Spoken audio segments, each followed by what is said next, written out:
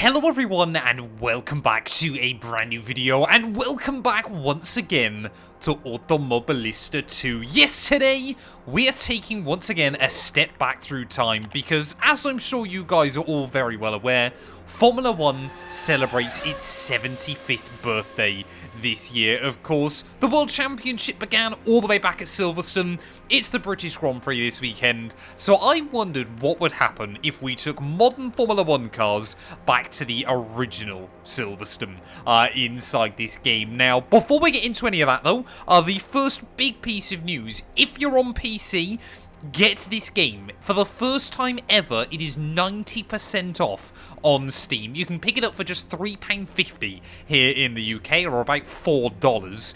I cannot stress to you enough just how good a deal that is at the moment during the Steam Summer Sale. You've got about another week from when this video goes live to pick it up, but honestly, like I said, if you're on PC, if you're on a wheel, if you're on controller, do it. You won't regret it. You can get so much fun out of this game, especially at just £3.50. But I've also been a good boy. I've remembered to download a skin pack as well. So we have got the F1 2025 cars. I'm going to head out. We're going to do a couple of laps as Ollie Bearman, just get to grips with the circuit, and then we're going to dive into a GP. Of course, as always, timestamps will be linked down below. If you want to see more Automobilista 2 content from me, make sure you hit that sub button as well. I'm slowly want to be bringing this game back on the main channel with some fun experiments. But yeah, I'm really looking forward to this. The original Silverstone was absolutely insane, so let's just head out there. Well, here we are then. I believe this is the first ever laps I'm going to do of the OG Silverstone inside AMS2, but if it's anything like any of those other recreations of classic circuits, I'm sure it's going to be absolutely fantastic. As making our way then out of the pit lane, we've got some nice bollards there. That'll stop a Formula 1 car crashing, into another one trying to make their way out of the pit lane. Of course, obviously the old turn 1 Cops Corner kick-starting this lap. This is Maggots and Beckett's. It's just 3 corners. You've got kind of Maggots first of all. I assume this is Beckett's. It's a much, much bigger run down. Again, you got some nice bollards on the inside there to try and stop a Formula 1 car if it crashes into them. And then we make our way out onto the hangar straight then. Of course, again, just one quick flick. I mean, it is unmistakably Silverstone, but it is a lot older, as you would expect. Inside this game as well. Of course, you've got a couple of grandstands as we make our way down the end of the back straight. Of course, this is now getting around to obviously where the modern start-finish straight in. This is about where Through Goes Hamilton occurred, and then as we make our way out of what is the current final corner, of course, yeah, this is where, the huge stands and everything like that are nowadays. Abby, of course, now is a fast right-hander. Back in the day, it was a fast left-hander. And just to do my kind of practice laps in, I'm going to actually use the chicane as well. Now, this was implemented a few years later around this circuit, but as you can see, we've got some nice bales, and I mean, that's not much of a chicane. That's much less of a chicane than I was ever really expecting it to be, but back over the start-finish straight then, and that is going to be heading back down in towards Cops once again. Now, I don't know whether those bollards on the inside, whether we can hit those or not, whether they're going to be completely rock solid, or whether we're just kind of going to bounce off them and maybe not do too much damage to the car. But immediately, I'm kind of seeing there might be a small problem with this version of the circuit. There's not really many places to overtake. Silverstone generally nowadays delivers reliably some of the best racing of the Formula 1 season. Maybe down into here, you can try and go for a move. Maybe if the car in front makes a bit of a mistake, there's plenty of grass to kind of run off into as well around this venue. I mean, look at that. Flat out through there if I was a bit braver on the loud pedal this time around. There's about 3 braking zones around this entire lap there. And I mean, the average speed in a modern Formula 1 car would probably be about 170 miles an hour. As obviously just got to be still a little bit careful through that final chicane. I mean, that first lap then, a 106.6. That's what, 20 seconds quicker than we get around modern Formula 1 Silverstone. Again, yes, the layouts are very, very different, but, it's always quite impressive just how much this track has changed throughout the years. But it's kind of still, I never feel they've kind of lost, the full magic of this venue, as we're going to go for a little bit of a spin around the top of the track. But, you know, I think this is always the thing, isn't it, with Silverstone as well, is, you know, despite all the changes, the amount of iterations we've had of this venue, it is still unmistakably Silverstone. You know, I think a lot of people were worried when they announced all of the massive track changes for, I think it was 2010, if I remember correctly. I believe they still use the old pit lane, but the new Silverstone layout for 2010. And kind of whether it would lose a lot of the magic that this venue has.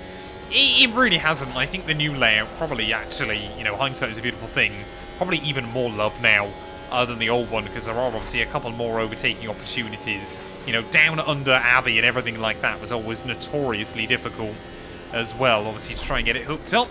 But in towards, oh, those final couple of corners again. I mean, that inside chicane there, that curbing is actually very, very forgiving. I think we'll try and go for one more kind of full attacking lap then, and just be very, very careful of the bumps. Of course, the old turn one a lot tighter than what we get nowadays in the sport.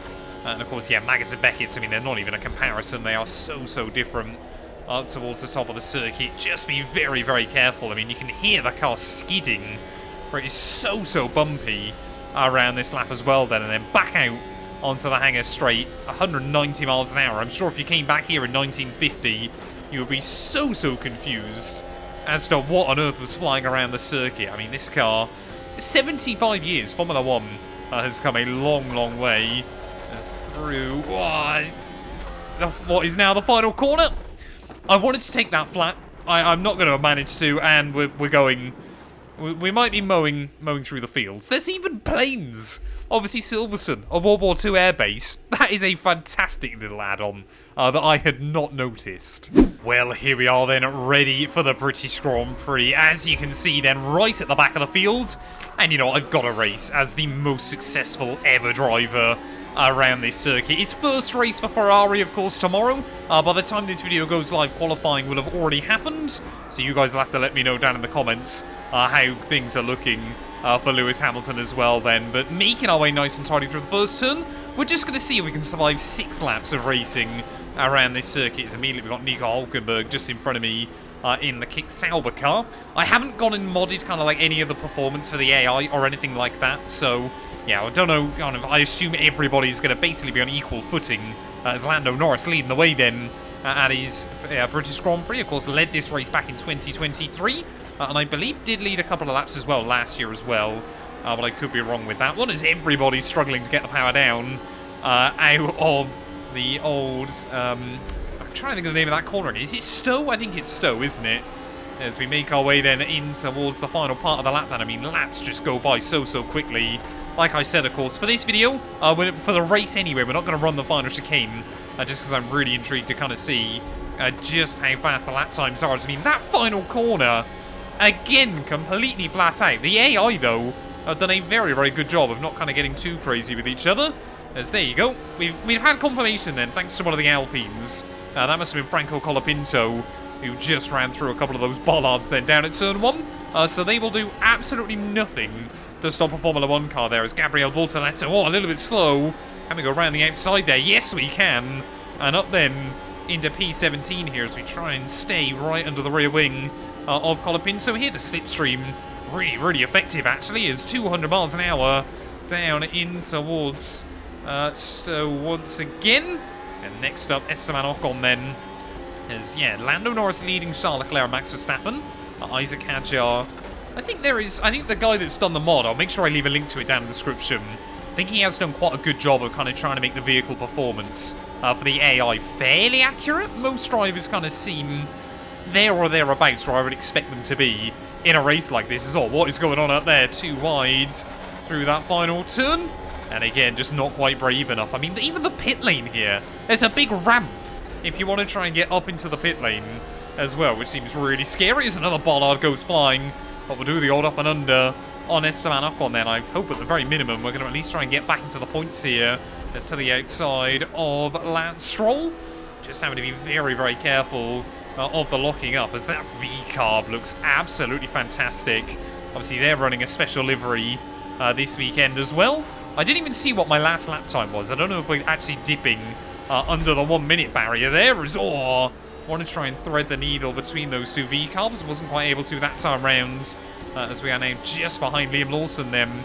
But I mean, yeah, this circuit, 3 braking zones, turn 1, turn 3, and turn 5.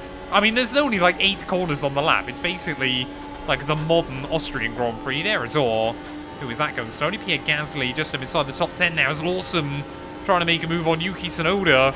Down in towards the final corner. Oh, contact! Just a little bit there between the 2 former Alpha Tauri teammates. As Tsunoda almost cleaned out Pierre Gasly in towards turn 1. We're going to take some liberties with the track limits there through that first corner then and find a way down the inside wall of Liam Lawson. As you can see, Tsunoda again. Whoa! Trying to defend from me. Gasly, maybe the AI a little bit too weak around this circuit as our top 5 already seem to have found a huge breakaway up at the front of the order, but this circuit is so much fun, man. It's just utterly ridiculous. I want to do some classic career modes on AMS2 at some point down the line. I really want to kind of delve in and try a couple of series, because I think it would be absolutely fantastic fun there as Ollie Behrman. First home Grand Prix for Ollie Behrman, and I've completely wiped him out. I apologise, Ollie. I think I'm going to get a penalty for that one as well then. Just broke way more than I was really expecting around this track. But now we're going to have a little bit of clear air. Say, I don't actually know what my best lap is so far, but I'm hoping we're getting closer and closer to a sub 1 minute lap time here, because that would be utterly nuts around this circuit then. It's just trying to attack the curbs again. You can get away with a little bit, as I've got a drive-through penalty, so I guess we're going to have to serve that as we head into the final lap of this race. And I've got a bollard stuck in the wheel. That's a little bit scary, just suddenly appears at the corner of my eye. And then Fernando Alonso and Kimi Antonelli just in front of me as well. Now, I don't know with that drive-through whether there's going to be any kind of speed limit in the pit lane. Ah, damn it, man. Maybe I've cooked the tyres a little bit too much, as we're going to cause an almighty roadblock down on the exit of Stowe.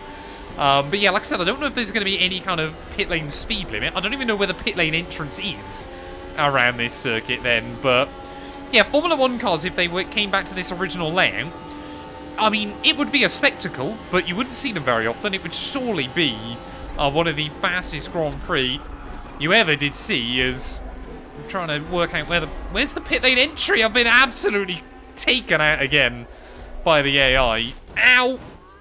I think I went over the top of someone and then I'm stuck upside down. That has been an utter disaster. I think, Ollie, you could have given me a push back over, man. Maybe Silverstone wouldn't work, or at least the old version of Silverstone wouldn't quite work.